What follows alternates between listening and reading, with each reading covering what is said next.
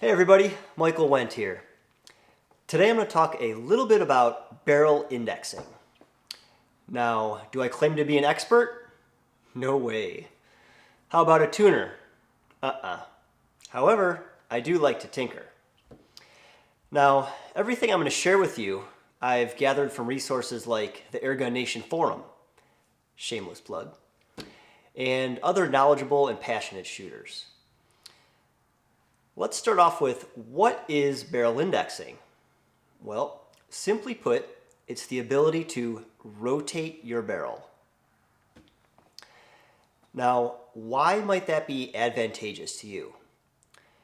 Well, from what I understand, hardly any barrels are perfectly straight. Almost all barrels have a slight curve to them. This comes into play when you start shooting longer distances. Take, for example, you have a 0 at 25 yards. Your barrel is slightly curved. The greater the distance you shoot, the greater the point of impact is going to be off your mark. Let's look at it this way. 25, 50, 75, 100, 100. You get the idea, right? So, most airgun barrels these days, I should say pre-charged pneumatic barrels, come with a transfer port drilled in to the barrel. This allows the air to flow from the bottle or tube through the breech block up through the transfer port, thus pushing the projectile out your barrel. Well, there are a few air rifles that allow you to easily index your barrel. I just happen to have two of them. The first we'll take a quick look at is the Airgun Leshiy. This is pretty unique gun because the air tube is in the rear. And the barrel sits completely flush with the breech block. There's no transfer port up or out.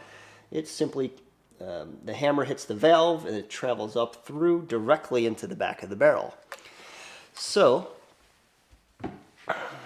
the barrel has no transfer port on it. The air flows right through the back. Now another, I'm not just going to say rifle because it's the entire line of air guns that FX makes, with the SmoothTwist X barrel system. It's essentially a hollow barrel with a liner inside, and the liner can be removed, indexed, adjusted, swapped out the liners, whatever you like. So this actually is an FX barrel, and you'll see this brass part does have the transfer port so the air can travel up through it, but the liner only comes up to right about here. I'll show you how I set up both of these rifles for indexing. Let's start with the EDgun Leshiy.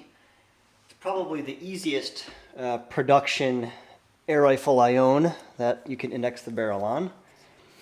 Start out by loosening the two hex screws that keeps tension on the barrel. Remove the end cap and pull the baffles out. Then you're going to take something like a Sharpie marker, something hard but non-marring, to push the barrel out. Once you have the barrel out, you're going to want to make sure that you mark which side is the muzzle and which side is the breech. Otherwise, you're going to have to push pellets through it to see which side has the choke on it. To make my markings, I like to use this old tool here. And by old, I mean my father gave it to me. It's probably 30 years old, maybe more. A vibro marker. It's a little vibrating etching pen, if you will. And on the Leshiy, since the barrel goes in like this, from breech to muzzle, the last thing you see is the breech. part of the barrel. So what I do is I start by marking, separating the barrel into quadrants. I make 4 marks with a Sharpie pen. And I also mark a little bit down the side to make it easy to see. Then I take my vibro marker and etch the numbers 3, 6, 9, 12. It's as simple as that with this. Reinstall the barrel, tighten it down, put the baffles back in, put the end cap back on, and you're ready to go. Ready to start indexing.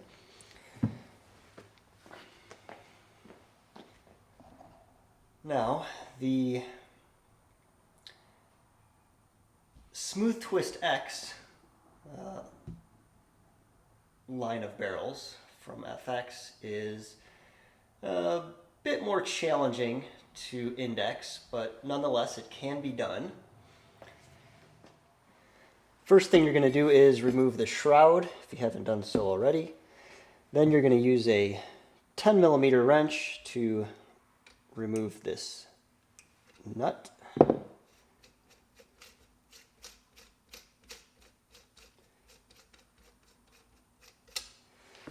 You'll notice my liner comes out really easily. That's because I've already removed the O-rings that come factory installed on the liner itself. It's debatable whether or not those O-rings play a positive or negative or no role in the harmonics, but for ease of use, I've removed the O-rings to show you. There are 2 O-rings within this nut, so you'll notice the liner is spinning with it. If this is the first time you're doing it, the O-rings are still on your liner here. It'll be a bit snug. In order to remove it for the first time, I suggest you use a piece of rubber or maybe some cardboard and wrap it around the liner and then wiggle it out nice and gently. So we remove the liner. The SmoothTwist liners don't have to be marked for muzzle and breech side because the breech end has a little ring groove around it here. That's nice. First step in preparing for your indexing is I like to take this nut and find out exactly where the threads start to grab. So we're going to put it in and then whoop, fell right out.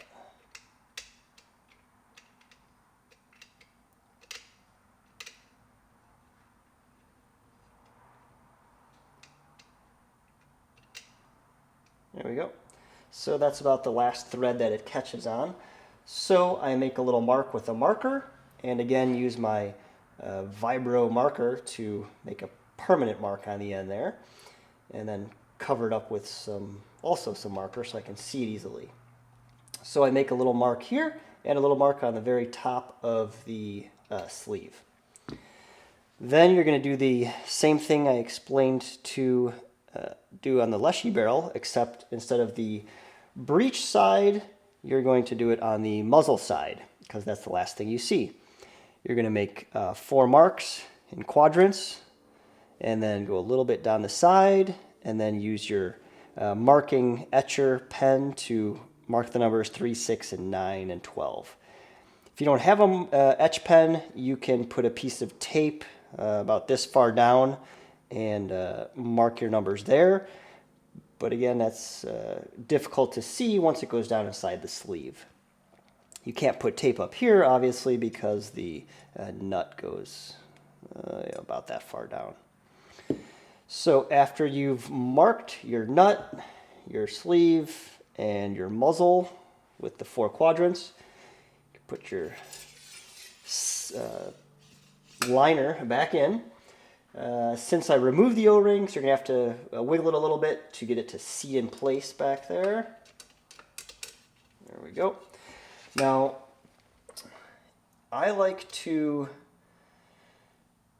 twist the liner so that it's halfway in between two numbers, say 12 and 3. The reason I do this is because once you snug the nut down, it will actually turn the liner about 1/8 of a turn. So right now I'm halfway in between 12 and 3, and I take my nut and I find the mark I made right on the top, and I slide that over to hold it in place, and then tighten it up. Now the liner is spinning inside with this nut. That's a lot of turns. Okay, and then you're going to take your 10mm wrench and snug it up again. You don't want to make it too tight, but nice and snug. And the cool thing about this is it was a perfect amount of rotations so that my mark is on the very top, matches my sleeve again. Now I'll take this off just to show you, and I've done this dozens of times, just to prove that it actually turns at about 1/8 of a turn. The liner turns about 1/8 of a turn once you snug it down. So there's my mark. If we slide it off, bingo, there we are, 12 o'clock. So it's not the most scientific method, but it will certainly get you close enough to your mark. All right, here's the plan. I've got my barrel indexed at 12 o'clock, got my target out at 50 yards. We'll shoot 5 shots at each indexing position and see if it yields different results or not.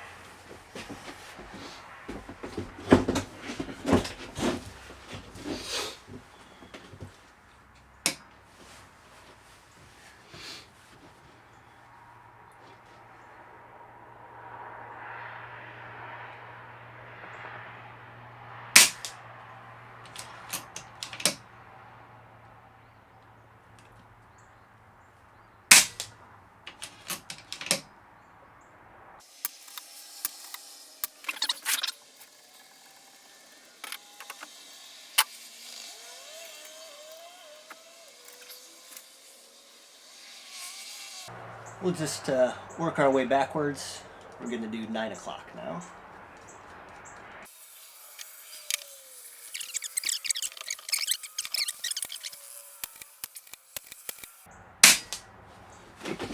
Wait until you see this.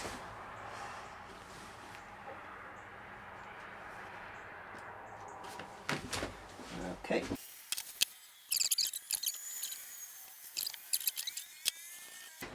Alright. Hopefully we're still recording. Test, test. Alright. 6 o'clock. And remember, we're aiming at the exact same point each time. We just want to see if the impact is different.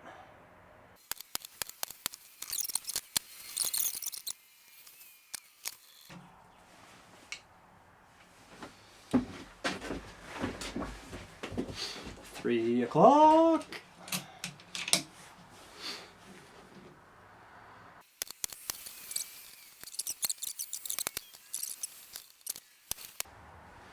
All right. Pretty interesting.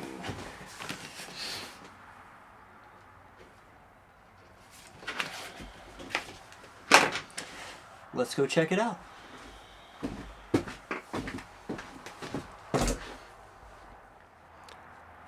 All right, we just finished shooting the groups after indexing the barrel 4 times. Target's at 50 yards. Each group is 5 shots each. 4 groups, 5 shots. Let's go see if indexing the barrel made a point of impact difference or not.